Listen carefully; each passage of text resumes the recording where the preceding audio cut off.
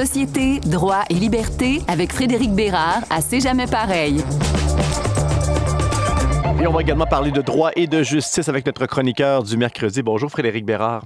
Bonjour Frédéric Tremblay. On va revenir sur une conférence qui a eu lieu en début de semaine du ministre de la Justice du Québec, Simon Jolin Barrette, où on apprend que Québec veut accorder plus de pouvoir aux juges de paix pour réduire les délais judiciaires. Qu'est-ce que tu penses de cette initiative?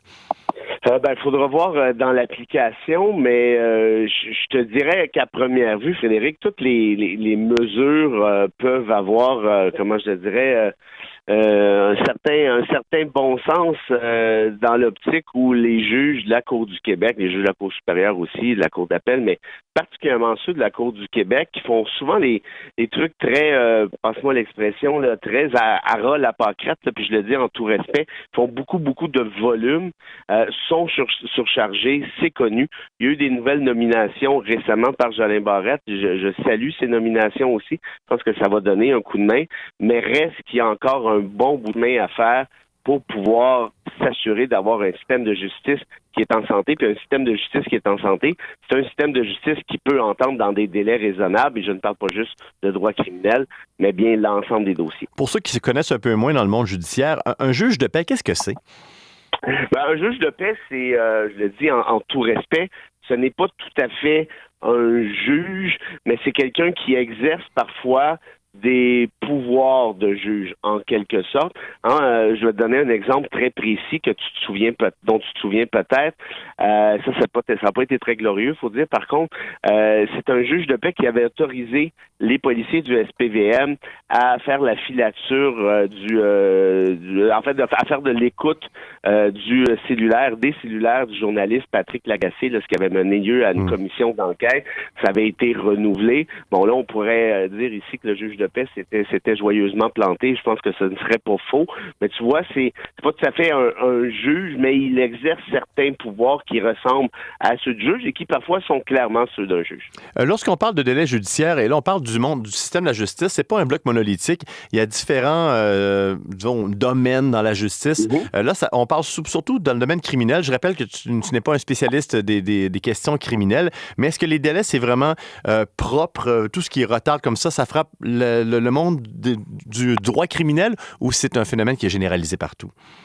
Ça c'est épouvantable. Évidemment, dans les médias, on parle surtout de droit criminel depuis l'arrêt de Jordan. Quand il y a un arrêt des procédures, évidemment que la population s'insurge, parfois à tort, parfois à raison, mais on comprend la réaction dans tous les cas.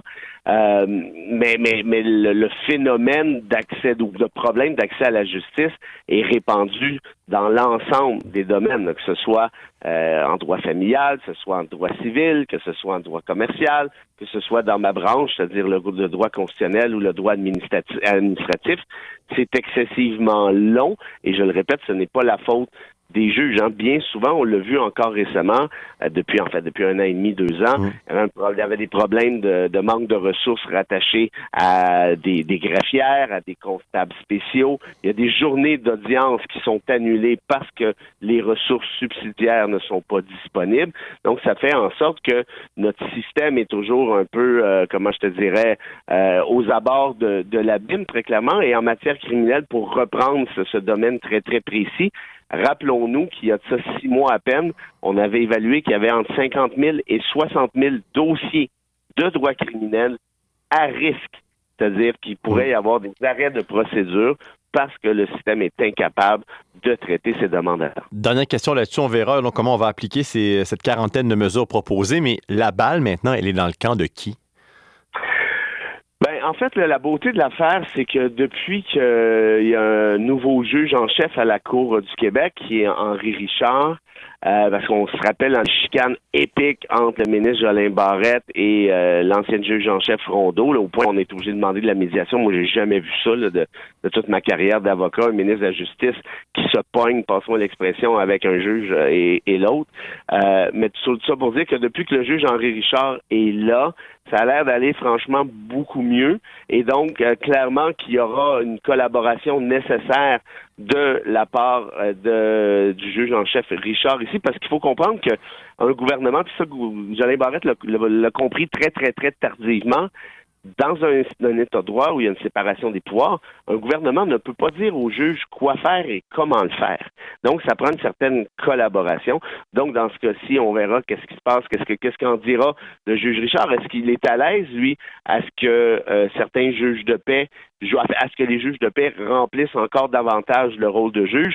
Peut-être que oui, peut-être que non, on saura bien. Bon, et parlant d'État de droit et de séparation des pouvoirs, ça m'amène à Donald Trump. Avant qu'on parle de l'OTAN, parce que oui, on va l'aborder, j'aimerais t'entendre rapidement sur, parce que ça se poursuit, ces déboires judiciaires, et là, il se tourne vers la Cour suprême des États-Unis pour donc casser la décision de la Cour d'appel concernant sa demande pour immunité, l'immunité présidentielle.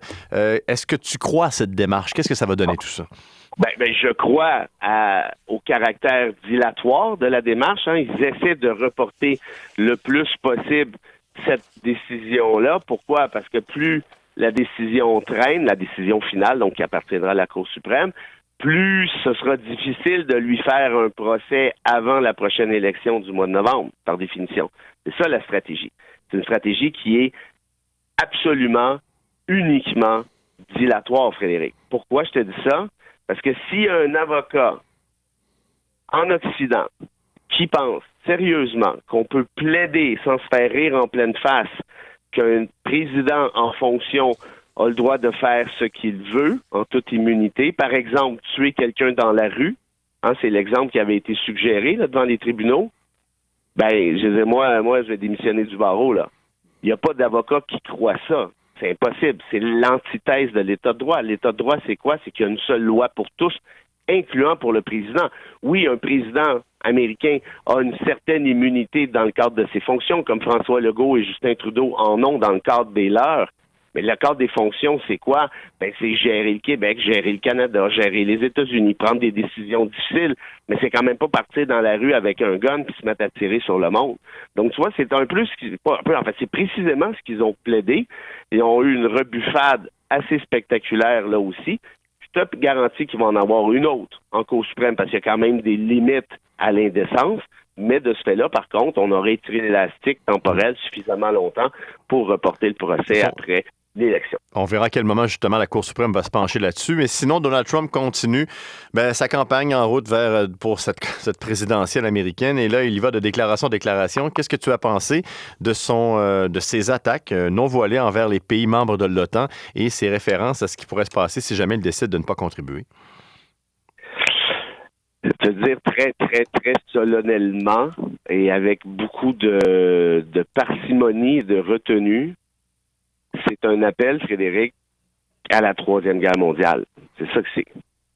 Aurais-tu imaginé, toi, Bill Clinton, même George W. Bush, qui était quand même pas un enfant de cœur, Obama, le premier Bush, Reagan, qui tu veux, serait-on capable d'imaginer un de ces anciens présidents de déclarer « J'invite la Russie, parce que c'est une invitation, à attaquer les pays membres de l'OTAN, incluant le Canada. » Peut-on imaginer ça une demi-seconde? Mais est-ce que c'est ce qu'il a dit textuellement, Donald Trump, par rapport à la Russie et l'OTAN, là? C'est une invitation. Puis là, tu peux voir, par exemple, tu vas lire le Washington Post ou le Guardian, Trump invites Russian to bla bla bla bla bla bla. Bon, évidemment, est-ce qu'un journaliste a étiré l'élastique? C'est pas impossible, mais moi, j'ai vu la déclaration formelle. Puis si les États-Unis, si la Russie souhaite attaquer un pays de l'OTAN qui ne paie pas sa cotisation, il le fera. Mais ça ressemble pas mal à être une invitation, tu me diras.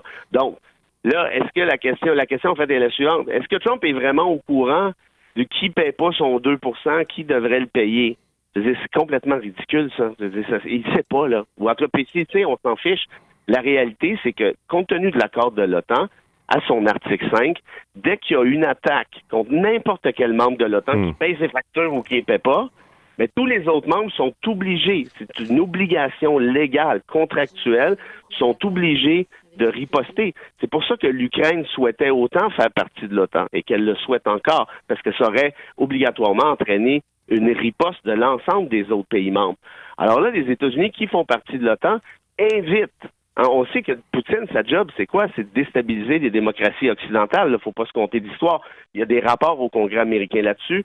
Le Washington Post et le New York Times ont sorti une histoire récemment sur le fait que Marine Le Pen en France reçoit du fric du Kremlin. D'ailleurs, pas de surprise que celle-ci ne critique jamais Poutine. Alors, tout ça fait en sorte que, et on sait par ailleurs que Poutine a organisé en partie l'élection de Trump en 2016, également, des trucs d'appel robot, bon, ça a été démontré par le Congrès. Alors là, moi, quand je vois un Trump qui lance ce type d'invitation pas très subtile, je veux dire, ça me rassure pas tant que ça pour la suite des choses. Alors, on verra s'il fera du ménage. Si jamais, il doit être réélu pour commencer et voir s'il va faire ce ménage, mais on voit que ses déclarations, même s'il n'est plus président, ça peut encore semer la pagaille diplomatique. Et c'est pas terminé, on a encore jusqu'au mois de novembre dans tout ça. Et ça, c'est en route vers la présidentielle. Frédéric Bérard, on se reparle dans 2 semaines. Avec grand plaisir. Bye-bye.